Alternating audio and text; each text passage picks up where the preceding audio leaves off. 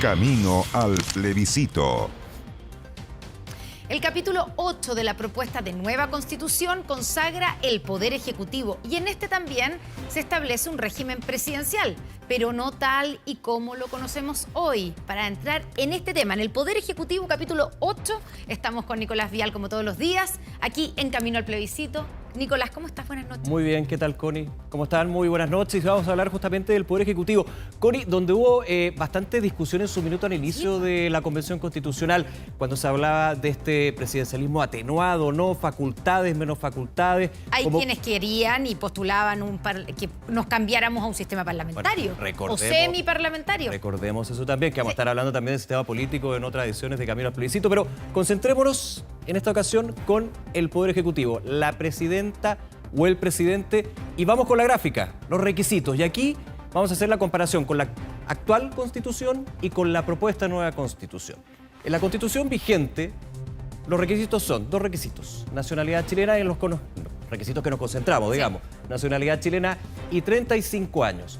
En la propuesta de nueva Constitución, artículo 280, se mantiene la nacionalidad chilena, pero hay una diferencia: 30 años. Se reduce en 5 años el requisito de edad para poder ser presidente o presidenta de la República. Recordemos que los 35 años era la edad que tenía el actual presidente Gabriel Boric cuando postuló a ser presidente. Justamente. Y que hubo toda una discusión de si otros podrían haber sido candidatos, como por ejemplo Giorgio Jackson, pero que no tenía la edad para poder postular. Hoy día sí la tendría. La tendría si efectivamente gana la prueba, y la propuesta constitucional, artículo 280, consagra este requisito 30 años. Por supuesto, hay que ser justo en términos de que esta discusión de la edad viene de una buena data, digamos. Sí. No solamente por este caso, donde obviamente se dio la candidatura del hoy presidente Gabriel Boric. Ahora, vamos con otro punto, y es bien relevante porque cuando se hablaba de presidencialismo atenuado, también la discusión fue facultades. ¿Cuántas facultades? ¿Cómo convive también con el resto de los sistemas, con el Poder Legislativo, por ejemplo?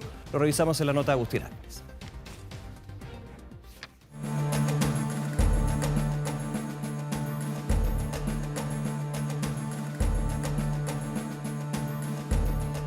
Tres ciudadanos han ejercido el máximo cargo de elección popular, el de presidente o presidenta de la República, figura cuyas atribuciones y características están consagradas en la propuesta constitucional, en donde se habla de un presidencialismo como en la actualidad. La diferencia, sin embargo, radica en los niveles de poder y competencias que concentraría el mandatario. ¿Se le quita facultades al presidente?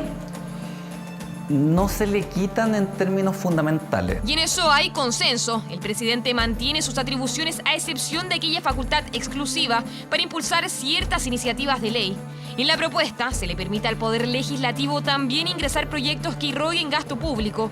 ¿El problema? Si la Cámara es del mismo signo que el presidente, no hay un contrapeso eficaz al interior del Estado contra ese poder doble, digamos. Y por eso que se requiere tener un presidencialismo o un sistema presidencialista secas. Yo creo que si hay reformas que hacer deben ir en el sentido de disminuir las atribuciones. El presidente durará 4 años en el ejercicio de sus funciones, según señala el artículo 284 de la propuesta.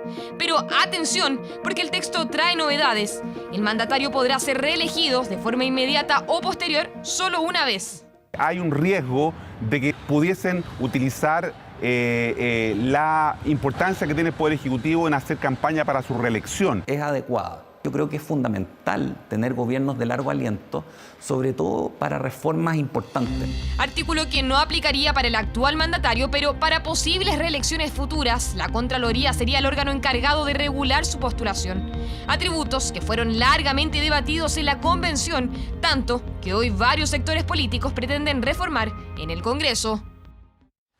Me quedo con ese último punto, Connie, porque hay una discusión transversal en términos de fuerzas políticas con respecto a si se mantendría o no esta reelección inmediata. Recordemos eso sí, la nota lo decía bien claro, hay una transitoria en que el actual mandatario no correría con respecto a este punto, el de la reelección inmediata. Exactamente, o sea, Gabriel Boric no se podría, si es aprobado este texto tal como está, digamos, si es aprobado, Gabriel Boric no se podría reelegir de manera inmediata, esto correría para el próximo presidente o presidenta.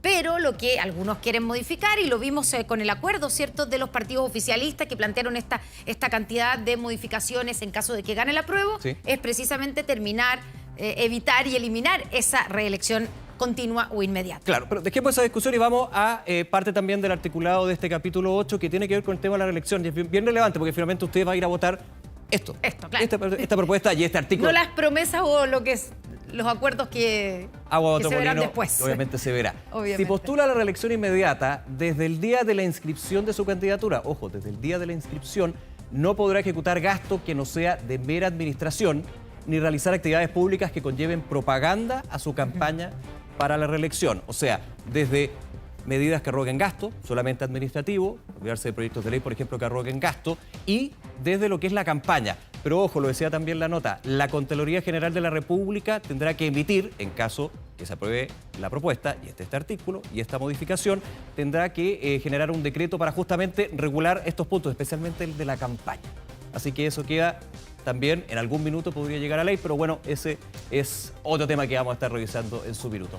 Connie, muy importante, porque también en esta cruzada que tenemos por entregar toda la información, ojo, porque el Departamento de Prensa TVN y la Facultad de Comunicaciones de la Universidad Católica, mediante su equipo de factchecking.cl, generaron una nueva alianza para verificar la veracidad de posturas del apruebo y del rechazo de cara al plebiscito de salida del 4 de septiembre. Así, en 24horas.cl, también factchecking.cl, se podrá revisar una selección de verificaciones, también poder distinguir lo que es la información fidedigna de la que no lo es. Ingresa a nuestro portal de noticias y sepa más sobre la metodología para realizar este ejercicio y votar informa. Un gran aporte de nuestro departamento de prensa y también de la Facultad de Comunicaciones de la Universidad Católica. Así que todos invitados. Muchas gracias, Nicolás. Gracias, Connie. Nos vemos mañana en un nuevo Camino al Plebiscito. Nos vemos, chao. Seguimos contigo, Iván. Para evitar la desinformación, Estar siempre alerta y leer con atención, sobre todo en contextos de incertidumbre, como son los periodos de elecciones y las semanas previas a las votaciones. Si lo que lees te genera rabia, miedo o una emoción fuerte, sospecha y no compartas enseguida. Facultad de Comunicaciones UC y 24 horas.